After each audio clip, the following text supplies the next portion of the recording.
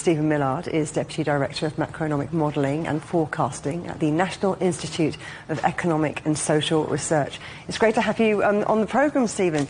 I want to start by asking you about what the markets think about this. Are they still assuming that this disruption is going to be temporary, or are they starting to price in a much longer crisis?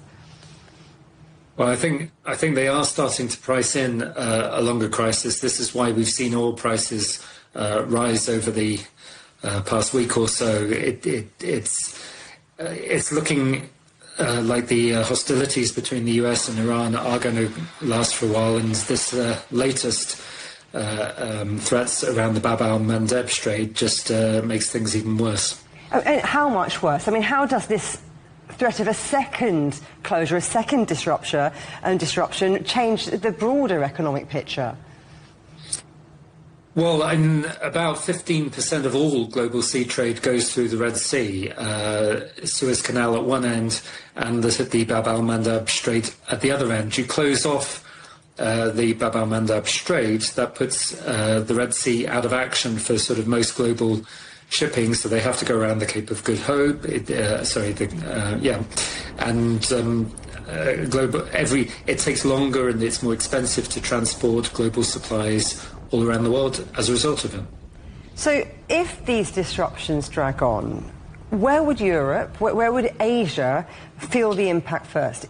Is it going to be energy? Is it going to be inflation or supply chains more broadly?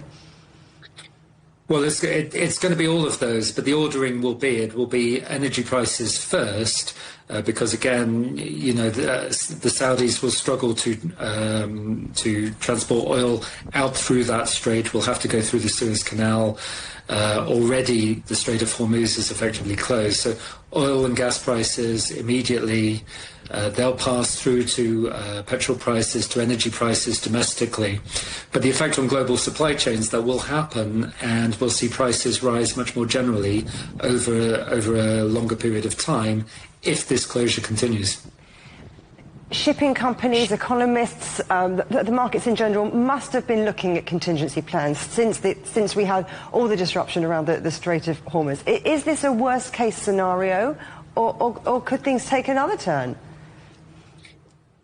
Well, I mean, it'd be very hard to predict something that's worse than what we're seeing at the minute, although, of course, if the conflict in Iran were to become much wider and bring in the Gulf states themselves, if you know, their production of oil and gas, if that were to be affected, that would make things worse.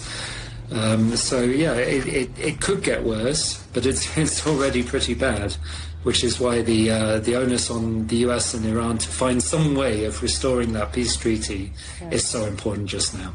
Time to revise those growth forecasts. Stephen Millard, thank you very much indeed.